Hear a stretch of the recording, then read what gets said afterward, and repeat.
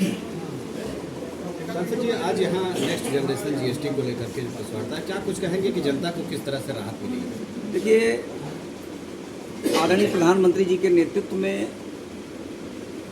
जब 2014 में भारतीय जनता पार्टी की सरकार बनी तो भारतीय जनता पार्टी का ये मानना था कि एक देश में एक कर होना चाहिए, वन नेशन वन टैक्स की व्यवस्था लागू होनी चाहिए।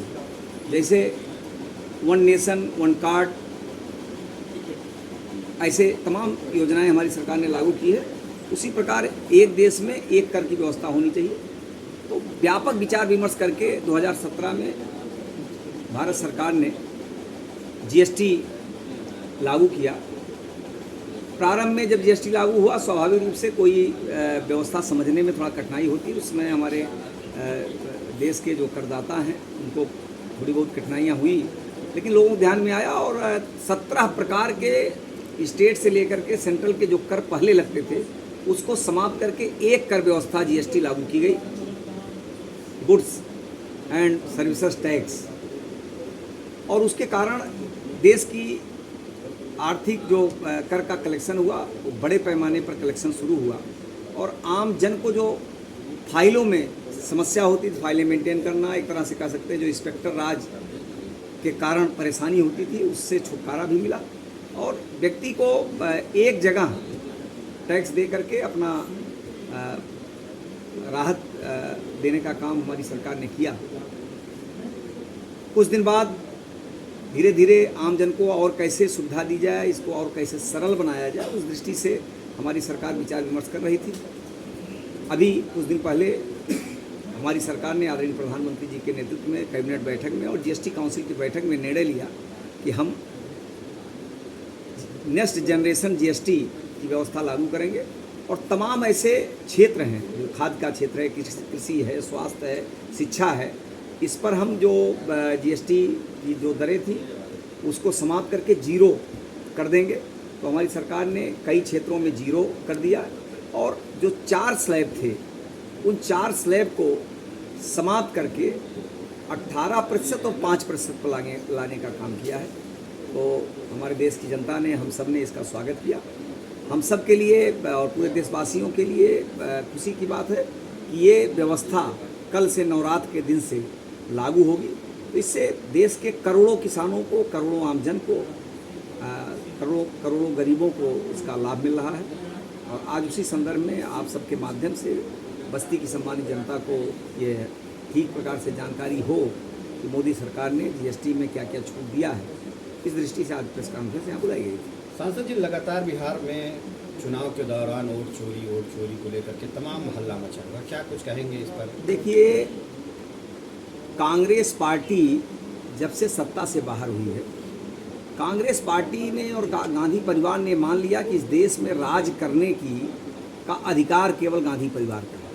इस नाते वो उससे उबर नहीं पा रहे हैं। वो अपने आप को इस देश का राजा कहते हैं, जबकि लोकतंत्र में राजा आम जनता होती है, आम मतदाता होता है।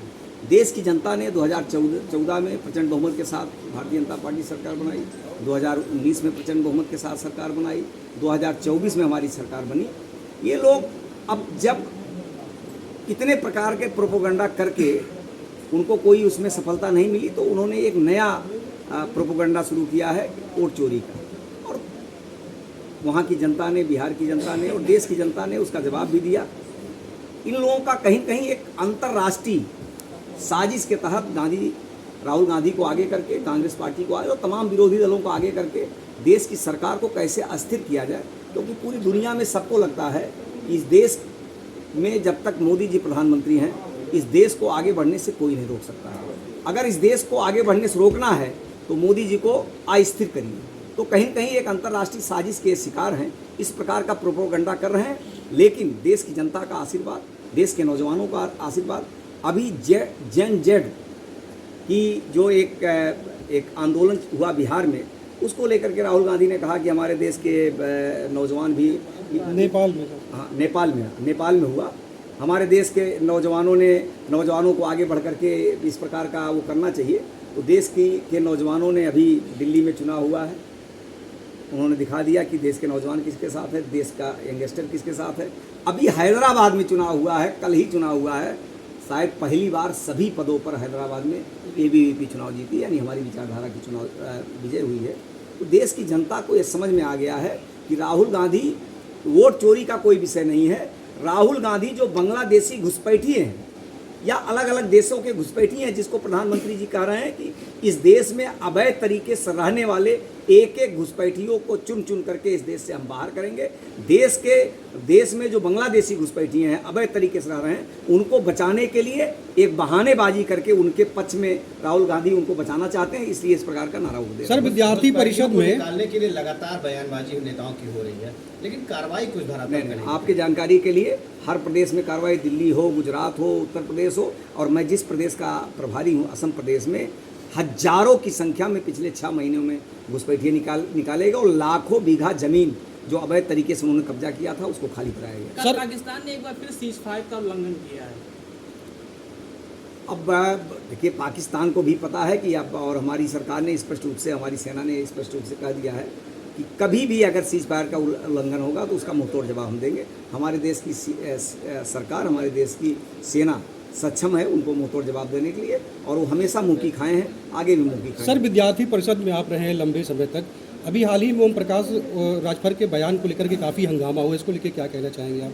ओम प्रकाश राजभर, देखिए, मैं अभी जब वहाँ पर लाठीचार्ज हुआ, वो दुर्भाग्यपूर्ण था, और उसको लेकर के हमारे विद्यार्थी परिषद जो कार्यकर्ता घायल हुए, तो मैं उनको देखने गया था, और हम लोग लगातार विद्यार्थी परिषद के कार्यकर्ताओं के नेतृत्व के संपर्क में रहते हैं। तो मुझे लगता है कि किसी भी प्रकार की बयानबाजी अगर कोई करता है तो एक सोच समझ करके करना चाहिए। बस्ती में सर कार्यकर्ता एबीवीपी के सरकार विरोधी नारेबाजी कर रहे थे, उसका वीडियो भी काफ़ी वायरल हुआ था, तो इसको लेके क्या कहना चाहेंगे सर? अब देखिए, ऐसा है कि उन्होंने क्या किया क्या नहीं किया, उस समय तो मैं था नहीं और उसको मैं देखा नहीं, तो उसकी जानकारी जब होगी तो उस पर बात करेंगे। एक तरफ अमेरिका के साथ दोस्ती की बात हो रही है, H1 वीज़ा महंगा हो गया कई गुना, क्या कहेंगे? देखिए, मोदी जी ने स्पष्ट रूप से कहा है कि इस देश में, देश के हित में हम किसी से कोई दोस्ती की बात नहीं करते। किसी भी देश के 2 राष्ट्राध्यक्ष को कोई देश हित की जो बात होती है वही दोस्ती होती है। तो मोदी जी तो स्पष्ट कह चुके हैं, देश के हित में जो होगा वही हम करेंगे। हम देश के हित में जो नहीं होगा वो काम नहीं करेंगे। मोदी जी के जन्मदिन के दिन एक संगठन द्वारा योगी मोदी मुर्दाबाद के नारे कलेक्ट्रेट में लगाए गए, उसका वीडियो भी क्या कुछ कहना है? मुझे जानकारी जब तक नहीं है, तो जानकारी होगी तभी कुछ उस पर बात करेंगे। अर्जन जी के पास